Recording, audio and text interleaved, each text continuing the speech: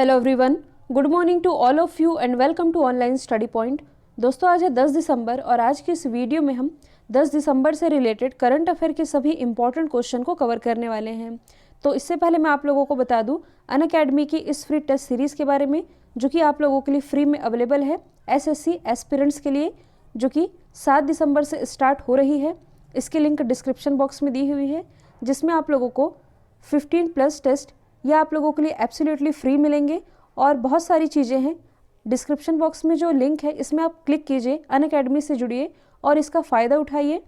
यदि आप लोगों को इस करंट अफेयर के वीडियो की पीडीएफ चाहिए तो आप हमारे इस मोबाइल एप्लीकेशन को भी इंस्टॉल कर सकते हैं। स्टार्ट करते हैं। हमारा पहला क्वेश्चन, विश्व मानवाधिकार दिवस ये कब मनाया जाता है, यानी कि ह्यूमन राइट्स डे। तो ये भी हाल ही में मनाया गया, मतलब कि आज ही के दिन मनाया जाता है 10 दिसंबर को। तो ह्यूमन राइट्स यानी कि मानव अधिकारों के प्रति लोगों में अवेयरनेस फैलाने के लिए 10 दिसंबर को मनाया जाता है विश्व मानवाधिकार दिवस। और किसके द्वारा मनाया जाता है? संयुक्त राष्ट्र यानी कि यूनाइटेड नेशन के द्वारा। इसकी स्थापना हुई थी 24 अक्टूबर 1945 को और इसलिए 24 अक्टूबर को हम यूनाइटेड नेशन डे के रूप में मनाते हैं। हेडक्वार्टर तो ये स्थित है न्यूयॉर्क में। प्रेजेंट टाइम में इसके जो अध्यक्ष ये है एंटोनियो गुटेरस, जो कि बिलोंग करते हैं पुर्तगाल से। यूनाइटेड नेशन की मेंबर कंट्रीज़ की बात की जाए तो ये है 193 और जो इसका 193rd मेंबर कंट्री है ये है दक्षिणी सूडान। अब यदि हम अदर ऑप्शन को डिस्कस करें तो 9 दिसंबर को क्या मनाया जाता है? अंतर्राष्ट्रीय भ्रष्टाचार निरोधक दिवस। और इस बार जो अंतर्राष्ट्रीय भ्रष्टाचार निरोधक दिवस मनाया गया, इसकी थीम थी रिकवर विथ इंटीग्रिटी। 7 दिसंबर को मनाया जाता है सशस्त्र सेना झंडा दिवस, यानी कि armed forces flag day. Important है वर्ल्ड सॉइल डे, जो कि 5 दिसंबर को मनाया गया, यानी कि विश्व मृदा दिवस, जिसकी थीम थी keep soil alive, protect soil biodiversity.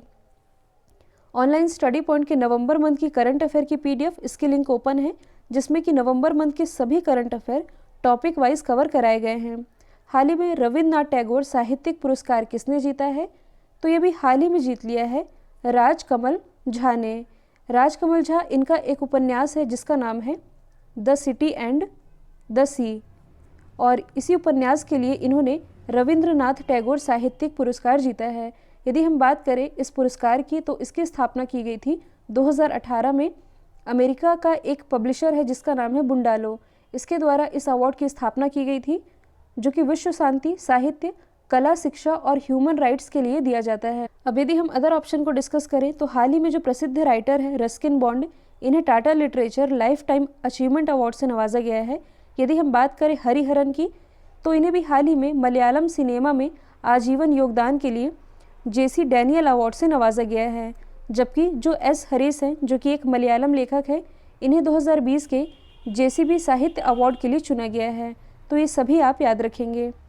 Next है, हाल ही में प्रधानमंत्री नरेंद्र मोदी जी ने किस मेट्रो रेल परियोजना के निर्माण कार्य का वर्चुअली उद्घाटन किया है? तो 7 दिसंबर 2020 को इसका वर्चुअली उद्घाटन किया गया है, जिसका नाम है आगरा मेट्रो रेल परियोजना। तो देखिए, ये जो परियोजना है इसमें लगभग 8,400 करोड़ रुपए खर्च किए जाएंगे।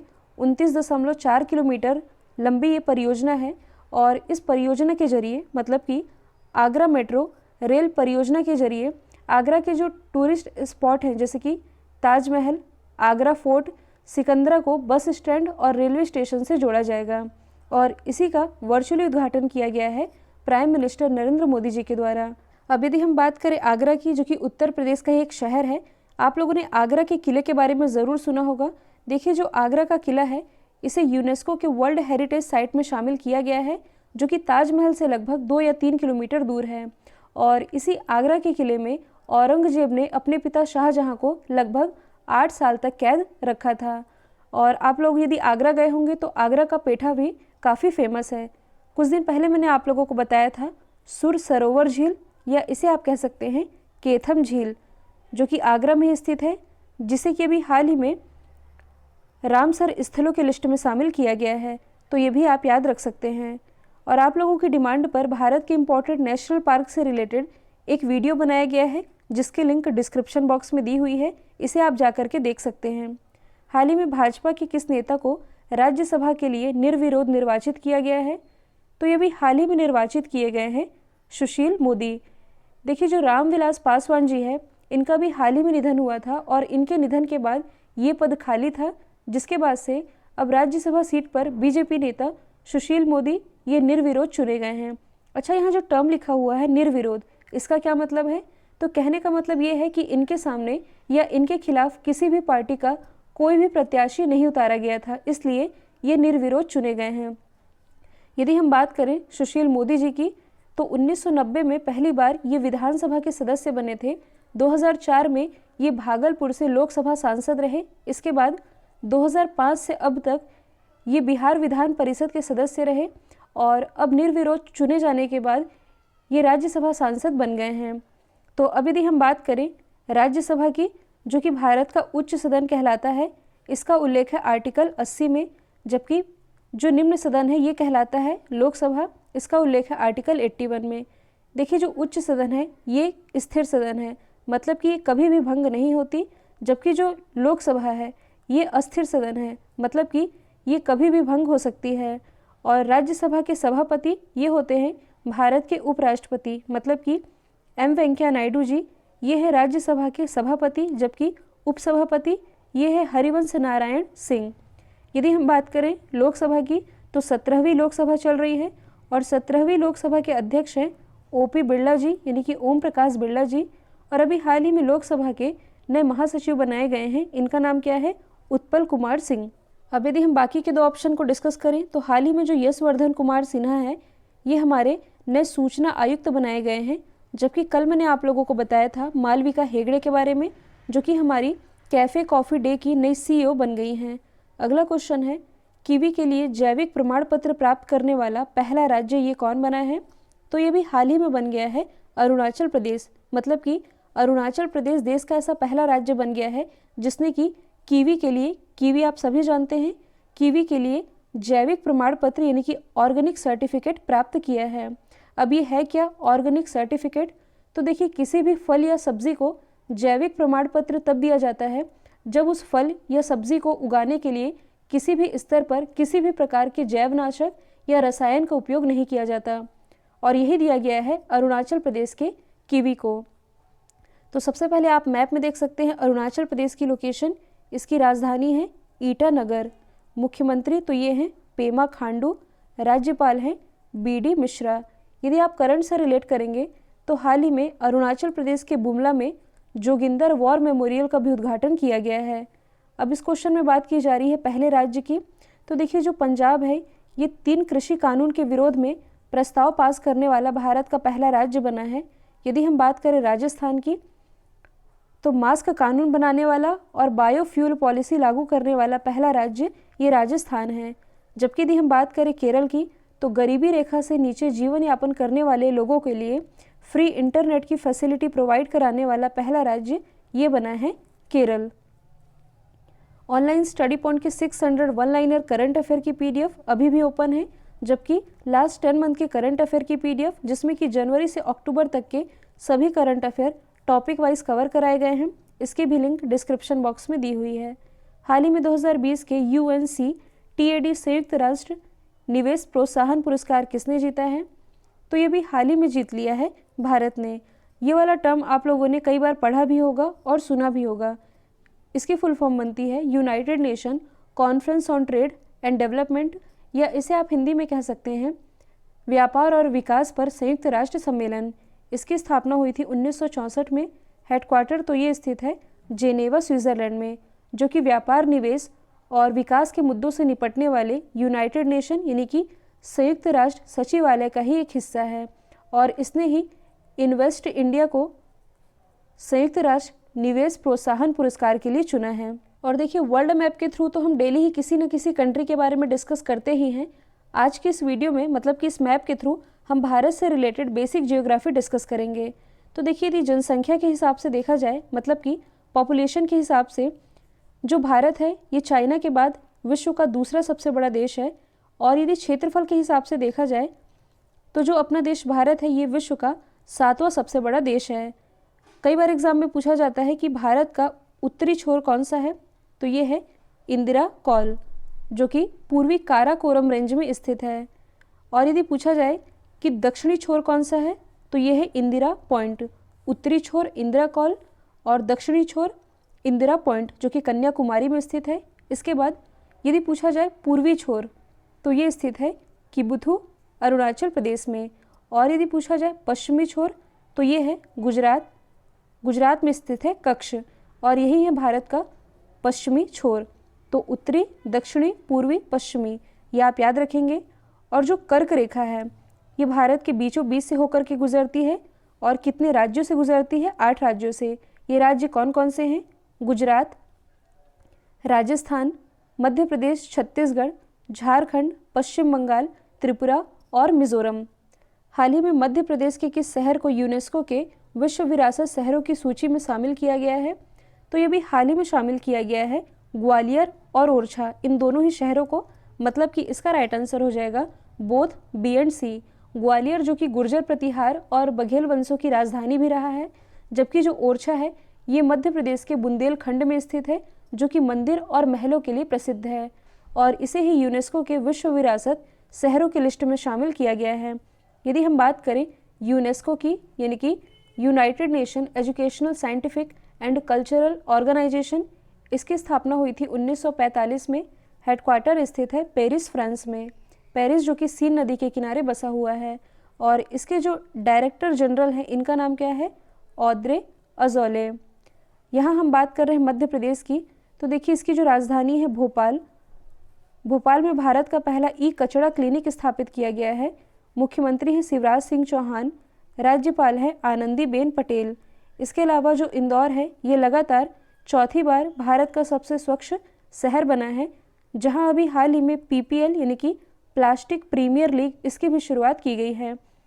हाल ही में गायों के संरक्षण के लिए मध्य प्रदेश में गौ कैबिनेट का भी गठन किया गया है। और गायों के संरक्षण के लिए ही काऊ टैक्स लगाने वाला पहला राज्य ये मध्य प्रदेश बना है। आप लोगों ने पन्ना टाइगर रिजर्व के बारे में सुना होगा, जो कि मध्य प्रदेश में स्थित है। इसे भी हाल ही में यूनेस्को के ही वर्ल्ड नेटवर्क ऑफ बायोस्फीयर की लिस्ट में शामिल किया गया है। ट्रांसजेंडर बच्चों की देखभाल और सुरक्षा के लिए भारत का पहला घर ये कहाँ स्थापित किया जाएगा? तो ये स्थापित किया जाएगा बेंगलोर, कर्नाटक में। और पिछले ही हफ्ते जो महिला बाल विकास मंत्रालय है, इसने इस परियोजना को मंजूरी भी दे दी है। और इसी के साथ ट्रांसजेंडर बच्चों के लिए देखभाल और सुरक्षा केंद्र की व्यवस्था, मतलब कि इनके लिए भारत का पहला घर या आप कह सकते हैं आवास, ये स्थापित किया जाएगा बेंगलोर में। और इसी से यदि आप कुछ रिलेट कर सकें, तो कुछ दिन पहले मैंने आप लोगों को बताया था कि हाल ही में जो थावर चंद गहलोत जी है, इनके द्वारा ट्रांसजेंडर लोगों के लिए राष्ट्रीय पोर्टल का ई लॉन्च भी किया गया है। और इस पोर्टल की मदद से देश में कहीं से भी किसी भी ट्रांसजेंडर व्यक्ति को ID कार्ड के लिए डिजिटल रूप से अप्लाई करने में मदद मिल सकेगी।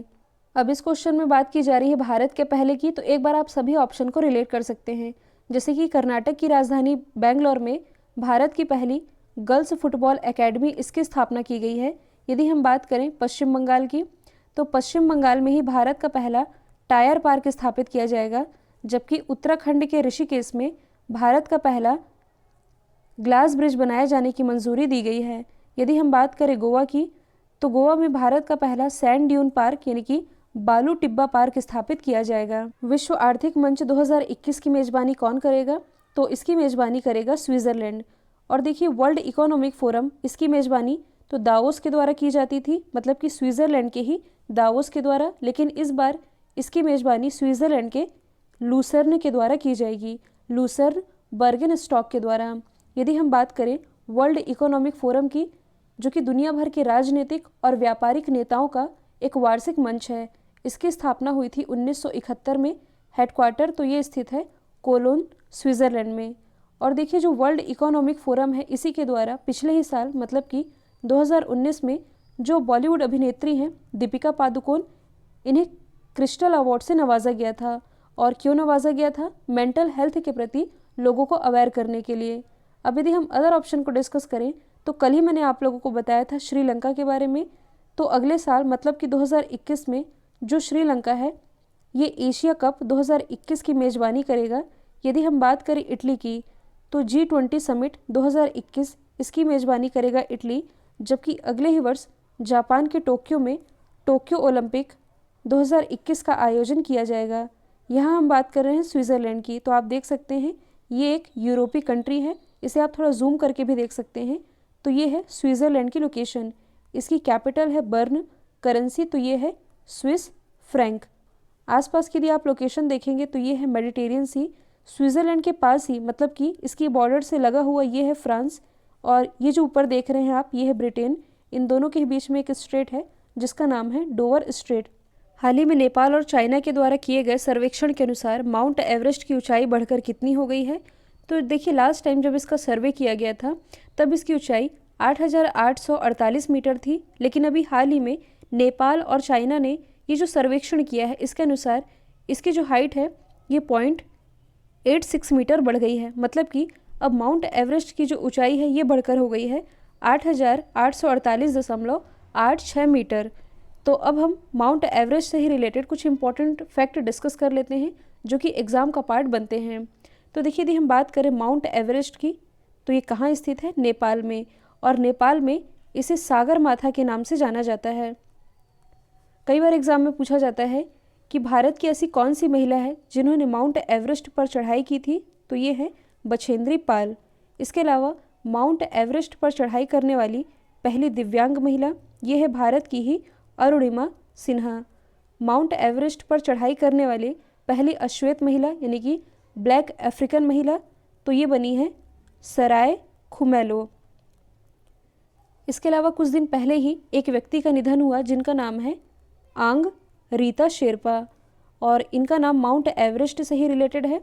तो देखिए जो आंग रीता शेरपा है जो कि नेपाल से ही बिलोंग करते हैं, ऑक्सीजन सिलेंडर के बिना 10 बार माउंट एवरेस्ट पर इन्होंने चढ़ाई की थी, जिनका 1 या 2 महीने पहले ही निधन हुआ है। एक और नाम आप याद रख सकते हैं कामी शेरपा का। कामी शेरपा ये कौन है? तो माउंट एवरेस्ट पर सर्वाधिक बार चढ़ाई करने वाले व्यक्ति ये कामी शेरपा ही है। इन्होंने माउंट एवरेस्ट पर 24 बार चढ़ाई की है। तो ये सारी चीज़ें आप कनेक्ट करके याद रख सकते हैं। कल मैंने आप लोगों से पूछा था अमेरिका के किस पूर्व राष्ट्रपति की स्कूल में पहनी गई बास्केटबॉल जर्सी 1.4 करोड़ में बिकी है? तो ये बिकी है 44वें प्रेसिडेंट बराक ओबामा की।